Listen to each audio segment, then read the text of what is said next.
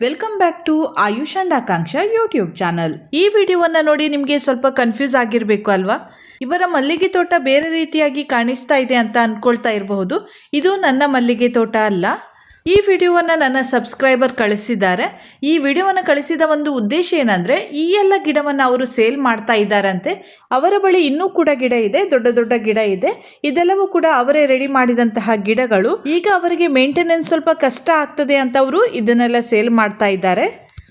ನಾನು ಹೆಚ್ಚಾಗಿ ಹೇಳ್ತಾ ಇರ್ತೇನೆ, ಒಬ್ಬರೇ ಈ ಮಲ್ಲಿಗೆ ಕೃಷಿಯನ್ನು ಮಾಡಬೇಕು ಅಂತ ಇದ್ದಲ್ಲಿ ನೀವು 50 ಗಿಡಕ್ಕಿಂತ ಹೆಚ್ಚಿಗೆ ಗಿಡವನ್ನು ಮಾಡಬೇಡಿ ಅಂತ. ಯಾಕಂದರೆ ಅದರ ಒಂದು ಮೇಂಟೆನೆನ್ಸ್ ಕಷ್ಟ ಆಗ್ತದೆ.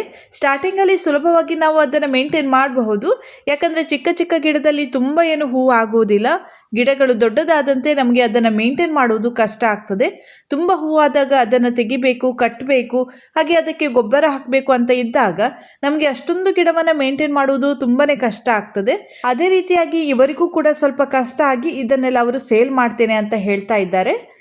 ಇಲ್ಲಿ ಬೇರೆ ಬೇರೆ ಸೈಜ್ನ ಗಿಡಗಳನ್ನು ನೀವು ನೋಡ್ತಾ ಇರಬಹುದು. ಹಾಗಾಗಿ ಒಂದೊಂದು ಗಿಡಕ್ಕೆ ಒಂದೊಂದು ರೇಟನ್ನು ಅವರು ಹೇಳ್ತಾರೆ. ಅಂದರೆ ಅವರಿಗೆ ನೀವು ಕಾಂಟ್ಯಾಕ್ಟ್ ಮಾಡಿದರೆ ನಿಮಗೆ ಗೊತ್ತಾಗ್ತದೆ. ಸಾಧಾರಣ 350ರಿಂದ 500 ರೂಪಾಯಿ ಅಂತ ಹೇಳ್ತಾ ಇದ್ದಾರೆ. ನನಗೆ ಇನ್ನೂ ಕೆಲವರು ವಾಟ್ಸಪ್ನಲ್ಲಿ ಅವರ ಗಿಡಗಳ ವಿಡಿಯೋವನ್ನು ಕಳಿಸಿ ಇದನ್ನು ನಾನು ಸೇಲ್ ಮಾಡ್ತಾ ಇದ್ದೇನೆ, ನೀವು ವಿಡಿಯೋ ಮಾಡಿ ಹಾಕಿ ಅಂತ ಹೇಳ್ತಾರೆ. ಆದರೆ ನನಗೆ ಆ ಗಿಡಗಳನ್ನು ನೋಡಿ ಅದು ಶಂಕರಪುರ ಮಲ್ಲಿಗೆ ಹೌದೋ ಅಲ್ವೋ ಅಂತ ಗೊತ್ತಾಗುವುದಿಲ್ಲ. ಹಾಗಾಗಿ ನಾನು ಅದರ ಒಂದು ವಿಡಿಯೋವನ್ನು ಮಾಡಿ ಹಾಕಿರಲಿಲ್ಲ. ಯಾಕಂದರೆ ಅದನ್ನು ಪರ್ಚೇಸ್ ಮಾಡಿದವರಿಗೆ ತೊಂದರೆ ಆಗಬಾರ್ದು ಅಂತ. ಯಾಕಂದರೆ ಶಂಕರಪುರ ಮಲ್ಲಿಗೆ ಗಿಡದಲ್ಲಿ ಮಾತ್ರ ಒಳ್ಳೆಯ ರೀತಿಯಲ್ಲಿ ಮೊಗ್ಗುಗಳು ಬರ್ತದೆ, ಒಳ್ಳೆಯ ಇಳುವರಿ ಬರ್ತದೆ, ಒಳ್ಳೆಯ ಇನ್ಕಮನ್ನು ನಾವು ಪಡೆಯಬಹುದು. ಇನ್ನು ಬೇರೆ ತಳಿಯ ಮಲ್ಲಿಗೆ ಗಿಡಗಳಲ್ಲಿ ಅಪರೂಪಕ್ಕೆ ಹೂವು ಆಗ್ತದೆ, ಕಡಿಮೆ ಪ್ರಮಾಣದಲ್ಲಿ ಹೂವು ಆಗ್ತದೆ.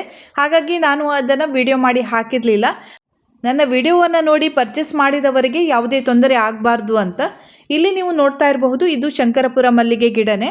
ನೀವು ಇದನ್ನು ಪರ್ಚೇಸ್ ಮಾಡಿದರೆ ಕೂಡಲೇ ನೀವು ಇದರಿಂದ ಆದಂತಹ ಹೂವನ್ನು ಸೇಲ್ ಮಾಡಬಹುದು. ಅಷ್ಟೊಂದು ದೊಡ್ಡದಾದ ಗಿಡಗಳನ್ನು ನೀವು ಇಲ್ಲಿ ನೋಡ್ತಾ ಇದ್ದೀರಾ. ಅವರು ನನಗೆ ಕಾಲ್ ಮಾಡಿ ಹೇಳಿದರು, ನಾನು ವಿಡಿಯೋವನ್ನು ಕಳಿಸಿದರೆ ನೀವು ಅದನ್ನು ಯೂಟ್ಯೂಬಿಗೆ ಹಾಕಬಹುದಾ, ಯಾರಾದರೂ ಇದನ್ನು ಪರ್ಚೇಸ್ ಮಾಡುವವರು ಇದ್ದಾರಾ ಅಂತ ಕೇಳಿದರು. ನೀವು ಮೊದಲಿಗೆ ವಿಡಿಯೋವನ್ನು ಕಳಿಸಿ ಆ ಗಿಡಗಳನ್ನು ನೋಡಿ ನಾನು ವಿಡಿಯೋ ಮಾಡಬೇಕಾ ಬೇಡವಾ ಅಂತ ನೋಡ್ತೇನೆ ಅಂತ ಹೇಳಿದ್ದೆ. ಆದರೆ ಅವರ ಗಿಡಗಳನ್ನು ನೋಡಿ ನನಗೆ ತುಂಬಾ ಖುಷಿಯಾಗಿ ನಾನು ಈಗ ವಿಡಿಯೋವನ್ನು ಮಾಡಿ ನಿಮಗೆ ತೋರಿಸ್ತಾ ಇದ್ದೇನೆ. ಯಾಕಂದರೆ ತುಂಬ ಜನರಿಗೆ ದೊಡ್ಡ ಗಿಡಗಳು ಬೇಕು ಅಂತ ಅನಿಸ್ತಾ ಇರ್ತದೆ. ಯಾಕಂದರೆ ಚಿಕ್ಕ ಚಿಕ್ಕ ಗಿಡಗಳನ್ನು ತಂದಾಗ ಅದು ದೊಡ್ಡದಾಗುವ ತನಕ ನಾವು ಕಾಯಬೇಕಾಗ್ತದೆ, ತಾಳ್ಮೆ ಇರಬೇಕಾಗ್ತದೆ. ಆದರೆ ಕೆಲವರಿಗೆ ಅಷ್ಟೊಂದು ತಾಳ್ಮೆ ಇರುವುದಿಲ್ಲ. ಇವತ್ತು ನಾವು ನಟ್ಟರೆ ನಾಳೆನೇ ಅದರಲ್ಲಿ ಹೂವಾಗಬೇಕು ಅಂತ ಎಕ್ಸ್ಪೆಕ್ಟ್ ಮಾಡ್ತಾರೆ. ಆ ರೀತಿ ಯಾರಾದರೂ ಇದ್ದಲ್ಲಿ ನೀವು ಕೂಡಲೇ ನಿಮಗೆ ಇದರಿಂದ ಇನ್ಕಮ್ ಬರಬೇಕು, ಕೂಡಲೇ ಮಾರ್ಕೆಟಿಗೆ ನಾವು ಹೂವನ್ನು ನೀಡಬೇಕು ಅಂತ ಇದ್ದಲ್ಲಿ ಈ ರೀತಿಯಾದ ಗಿಡಗಳನ್ನು ಪರ್ಚೇಸ್ ಮಾಡಿದರೆ ಒಳ್ಳೆಯದು. ದೊಡ್ಡ ದೊಡ್ಡ ಗಿಡಗಳನ್ನು ಪರ್ಚೇಸ್ ಮಾಡಿದರೆ ಒಂದು ಪ್ರಾಬ್ಲಮ್ ಏನಂದರೆ ಇನ್ವೆಸ್ಟ್ಮೆಂಟ್ ಸ್ವಲ್ಪ ಜಾಸ್ತಿ ಬೇಕಾಗ್ತದೆ. ಆದರೆ ನಾವು ಚಿಕ್ಕ ಗಿಡಗಳನ್ನು ಪರ್ಚೇಸ್ ಮಾಡಿದಾಗ 6 ತಿಂಗಳ ತನಕ ನಾವು ಮಾರ್ಕೆಟ್ಗೆ ಹೂವನ್ನು ನೀಡಲು ಸಾಧ್ಯ ಆಗುವುದಿಲ್ಲ. ನಾವು 6 ತಿಂಗಳಲ್ಲಿ ಅದಕ್ಕೆ ಹಾಕಿದಂತಹ ಇನ್ವೆಸ್ಟ್ಮೆಂಟ್ ಖಂಡಿತವಾಗಿಯೂ ವಾಪಸ್ ಬರಬಹುದು. ಇಲ್ಲಿ ಇವರು ಚೆನ್ನಾಗಿರುವಂತಹ ಗ್ರೋ ಬ್ಯಾಗಲ್ಲಿ ನಟ್ಟಿದ್ದಾರೆ. ಇನ್ನು 1 ವರ್ಷಗಳ ಕಾಲ ರೀಪಾಟಿಂಗ್ ಮಾಡುವ ಅಗತ್ಯ ಇರುವುದಿಲ್ಲ. ರೀಪಾಟಿಂಗ್ ಮಾಡಬೇಕು ಅಂತ ಇದ್ದಲ್ಲಿ ದೊಡ್ಡ ದೊಡ್ಡ ಟಬ್ಗಳಿಗೆ ಹಾಕಿದರೆ ಗಿಡಗಳು ಇನ್ನೂ ಚೆನ್ನಾಗಿ ಬೆಳೀತದೆ. ಈ ಗಿಡಗಳು ಸಿಗುವಂತಹ ಸ್ಥಳ ಉಡುಪಿಯ ಹತ್ತಿರದ ಕಟ್ಪಾಡಿ ಅಂತ. ಉಡುಪಿಯ ಆಸುಪಾಸಿನಲ್ಲಿ ಯಾರಿಗಾದರೂ ಈ ಮಲ್ಲಿಗೆ ಗಿಡಗಳನ್ನು ಪರ್ಚೇಸ್ ಮಾಡಬೇಕು ಅಂತ ಇದ್ದಲ್ಲಿ ನೀವು ಅವರ ಮನೆಗೆ ಹೋಗಿ ಪರ್ಚೇಸ್ ಮಾಡಬೇಕಾಗ್ತದೆ. ಅವರ ಕಾಂಟ್ಯಾಕ್ಟ್ ನಂಬರನ್ನು ಈ ವಿಡಿಯೋದ ಫಸ್ಟ್ ಕಮೆಂಟಲ್ಲಿ ಹಾಕಿರ್ತೇನೆ. ನಿಮಗೆ ಗಿಡಗಳನ್ನು ಪರ್ಚೇಸ್ ಮಾಡಬೇಕು ಅಂತ ಇಂಟ್ರೆಸ್ಟ್ ಇದ್ದಲ್ಲಿ ಮಾತ್ರ ನೀವು ಆ ಕಮೆಂಟಲ್ಲಿರುವಂತಹ ಅವರ ಒಂದು ನಂಬರ್ಗೆ ಕರೆ ಮಾಡಬಹುದು.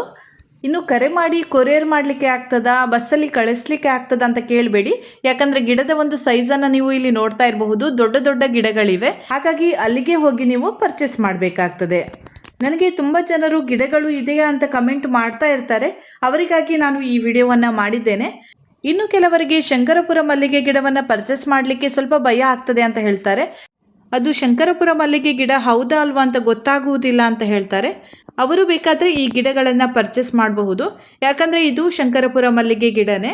ಹಾಗಾಗಿ ನೀವು ಯಾವುದೇ ಭಯ ಇಲ್ಲದೆ ಇಲ್ಲಿನ ಒಂದು ಗಿಡಗಳನ್ನು ಪರ್ಚೇಸ್ ಮಾಡಬಹುದು. ಆದರೆ ಮಳೆಗಾಲದಲ್ಲಿ ಸ್ವಲ್ಪ ಜಾಗ್ರತೆಯನ್ನು ಮಾಡಬೇಕಾಗ್ತದೆ. ಈ ಗಿಡಗಳನ್ನು ನೋಡುವಾಗಲೇ ನಿಮಗೆ ಗೊತ್ತಾಗಿರಬಹುದು ಇವರು ತುಂಬ ಚೆನ್ನಾಗಿ ಆರೈಕೆ ಮಾಡ್ತಾ ಇದ್ದಾರೆ ಅಂತ. ಹಾಗೆ ಈ ಗಿಡಗಳನ್ನು ಯಾರು ಪರ್ಚೇಸ್ ಮಾಡ್ತೀರಾ ಅವರು ಕೂಡ ತುಂಬ ಚೆನ್ನಾಗಿ ಆರೈಕೆ ಮಾಡಿದರೆ ಗಿಡಗಳು ಇನ್ನೂ ಚೆನ್ನಾಗಿ ಬೆಳೀತದೆ, ಒಳ್ಳೆಯ ಒಂದು ಇಳುವರಿಯನ್ನು ನೀವು ಪಡೆಯಬಹುದು.